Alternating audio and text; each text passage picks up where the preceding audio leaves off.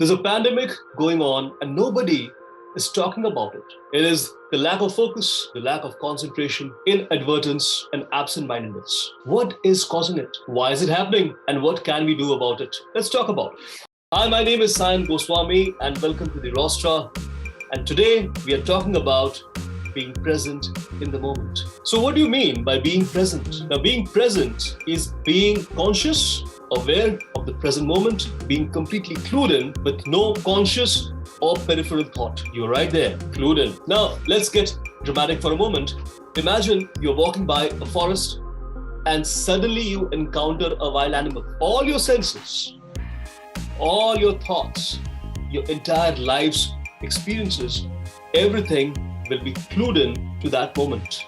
You just have one thought in your mind: survival. How to survive from this wild animal. And in that moment, you're completely present. You're completely aware. Yet, accidents happen every day because of distraction, because of using the phone, crossing the road while using the phone, or talking on the phone while driving. We all have heard of such accidents. So why are we not aware in those moments? Now, on an epistemological level, we are not aware of our mortality as we continue living our lives, and hence we do not place enough emphasis on each and every moment. But on a more basal level, I think there are more distractions available today. And there is a misaligned understanding of productivity. We are constantly on either our laptops or our phones or watching a movie on Netflix. This has become an addiction. Also, because we are constantly on these digital mediums, it greatly affects our ability to focus on one particular thing. The other problem is we have normalized digital addiction. You are expected to reply to your friend the moment he or she texts you. Your manager, if you're working in a company, or your client, or anybody in a business environment, they expect you to reply back to their messages as soon as they send a text through WhatsApp, through Telegram, through all these digital mediums. And all official communication has moved from emails now to, again, email definitely is a part of it, but from emails to WhatsApp and these platforms. So what happens is, suppose you do not want to use a particular platform like WhatsApp, you don't have the option because all your friends want to message you on that particular platform, or your official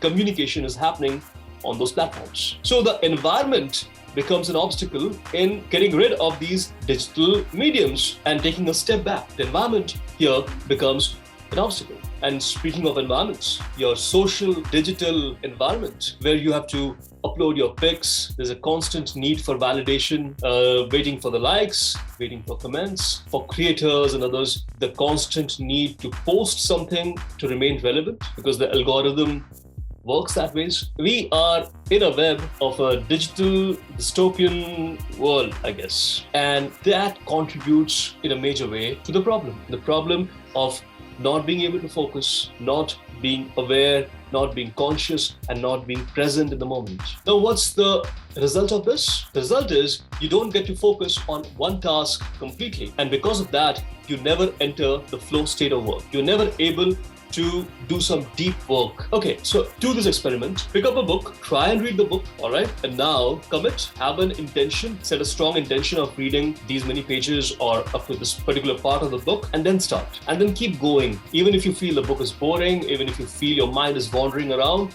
keep going with it. You won't realize, but you will have entered a deep state of work, a deep state of reading where you will be able to peruse through complex ideas in a jiffy, right? It will be very easy for you. That's what being able to focus and to clue in on a particular work does for you. Now, one of the worst ways this lack of focus, the absent-mindedness manifests itself is in relationships, is in conversations, in interactions. When you are able to intentionally listen to somebody, which is where you're complete present there in the moment, you're completely conscious, aware. What you will hear are not just words. You will also hear the emotions. You will also hear the unmet needs, desires, and you will hear the need for a soul to connect with another soul. You will hear the soul screaming out because everyone wants to connect with somebody. And you will hear all of this when you are present, when you listen. But what do? You get distracted by a notification, or you project indifference by some passive scrolling, meaningless scrolling of your phone. Now, this also causes anxiety. There's a need always to be somewhere else. to be speaking to somebody else, to find out what's going on, digital world or with your friends or somewhere else. Like your mind wants to be anywhere else but that place in that moment. It just keeps drifting from here to there.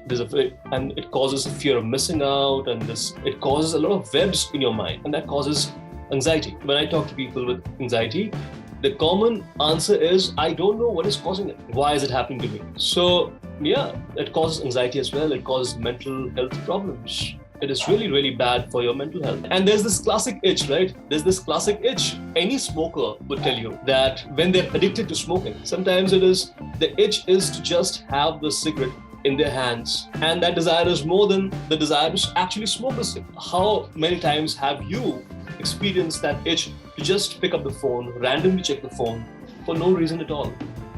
Now, let me just pick up and see if something is there. There's some notification. Oh, wow. Just quickly, right? No reason at all. That's the classic itch and a classic sign of addiction. So what can you do about this? Now, I don't say this from a place of like a guru or advise you about it, but I say this from a place of sharing with you because it is my intent to be more present in the coming year, work on this more extensively, more consciously, to be more present in my interactions, in my day-to-day activities. And based on the things that I've done previously that have really worked for me, I just plan to do things a bit more extensive. So let me just share a few things with you. The first thing that I have been practicing for a long time, and I call this the avoidance of conflicting senses. Now, what this is, when you're hearing music, right? Try and close your eyes. Just close your eyes. And I promise you, you would really, really enjoy listening to the music. I mean, your experience will be amplified a few times. The experience will be amplified. You will gain so much more pleasure out of hearing the music. You will actually feel the music. Do not just passively listen to music. It takes away the beauty and the joy from it. When you listen to a podcast, I know so many people listen to podcasts in a passive manner while doing something else, which is fine sometimes. But if there's a podcast that you really, really want to listen, you really, really want to understand it deeply, right? Again, close your eyes, stop doing everything else. Just focus on the words. So the moment you take away the visual sensory thing, what happens is your hearing becomes activated so much more. It just picks up and it's a different experience. Experience it for yourself. You would love it. When you're writing, if you're a writer, if you love to write, remove the number one cause of distraction. Keep your phone tucked away in a cupboard or somewhere else. In your drawer, and putting it on airplane mode does not work, because if it is within your reach and you get the itch, reach out to the phone. It takes seconds before you're back online. So I would say keep it away from yourself. Keep it at a place where you cannot reach it. When another experience that would really work, when you are interacting with someone, having conversations, connecting, you want to connect with somebody, I suggest you keep your phone tucked away in your back pocket, in your bag, somewhere else. Do not keep it face down on a table in front of you, because what you will do is, if it is within your reach, you will reach out for it. Trust me, conversation in today's age without any distraction is a different experience. It is weird in a way to say that, but it's true, because we have become so used to conversations with full of distractions and people not paying enough attention to what they're saying or what we're saying. It will feel like a different experience. And trust me, your experience will be so much better if you do not let any kind of distraction come in between you. All right, number 2, set strong intentions. When you begin any task, conversation, or an interaction, or an activity, set a strong intention of not allowing your focus to waver during that period. And to be honest, you can take the help of digital apps, mobile apps on your desktop and stuff. You can put your phone on silent mode. You can put your phone on the airplane mode. You can do whatever you want. And these apps work fine. These methods work fine. There's no problem with the app. There's no problem with the airplane mode. The problem is that you don't have a strong intention. And because you don't have a strong intention, it becomes very easy to turn off that app whenever you want, to turn back on the phone the moment you feel the itch, the moment you feel like you want to go and check things online again. So I suggest this: before you start any task, set a strong intention that, okay, if I'm working for the next 45 minutes, or I am talking to somebody, I'm getting into a conversation, I'm on a date, I'm speaking to a colleague, or I'm recording a YouTube video. Whatever the task is, whatever the activity is, my intention is I will not let any distraction waver my focus. I will not let any distraction take away my focus from that activity. And once you set this strong intention, what happens is over a period of time, as activities build up and your ability to focus for longer and longer periods build up, it becomes a normal habit and it becomes very easy for you to stay focused, stay aware, stay conscious, stay present for long periods of time. The next thing would be develop mindfulness. Now, mindfulness is nothing but just being conscious and being aware of the present moment. There are a lot of activities that we do throughout the day that we do not pay enough attention to. We do not do them consciously. So for example, if I'm typing an article on my laptop, what I would suddenly do is I would stop and I would use my kinesthetic sense of touch, kinesthetic senses, all right, to actually take a feel of the keyboard, to touch the keyboard, right? Because what was just a means to an end, the act of typing, just a means to an end, right? But suddenly that act of typing, I'm aware of it. I'm more conscious of the act of typing. That brings my mind to the present moment. It helps me become more aware of a lot of things that we tend to ignore. And the best example is breathing, our breath. We breathe all through the day without being conscious, without being aware of our breath. I suggest you do this. You can set reminders for this, but again, do whatever best for you. Stop for a moment and just observe your breath. Observe the way it goes in, comes out. Look, breathing is an act that we take for granted, but it is actually a grant. It's a grant that allows us to act. Shouldn't we be more aware and conscious of our breath? So stop at activities that you do mindlessly and pick those activities and just be in the moment. Maybe smell a flower with a more conscious effort, like literally pick a flower and stop to smell a flower instead of just taking a pick of the flower, right?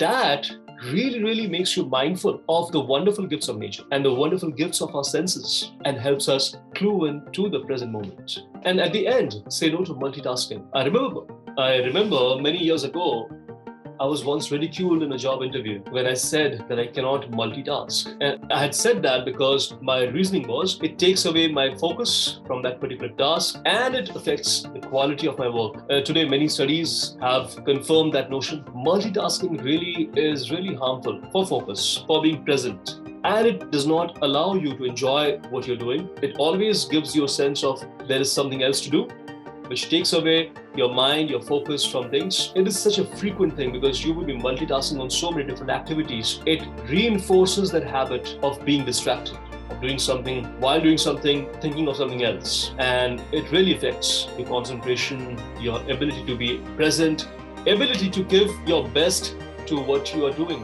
whatever activity it is. So avoid multitasking as much as possible. Now, we started the video with saying that, it is a pandemic that nobody's talking about. To be honest, I really believe it is a pandemic.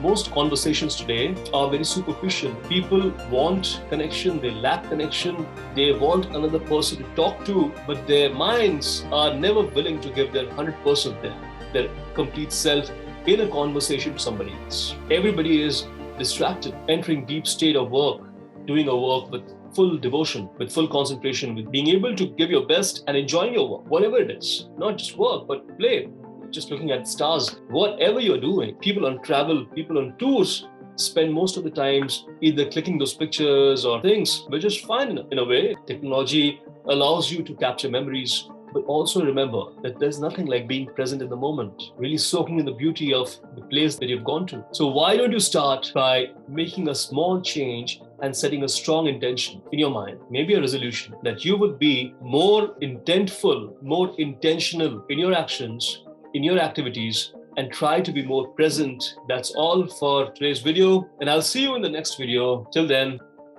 that's bye from me.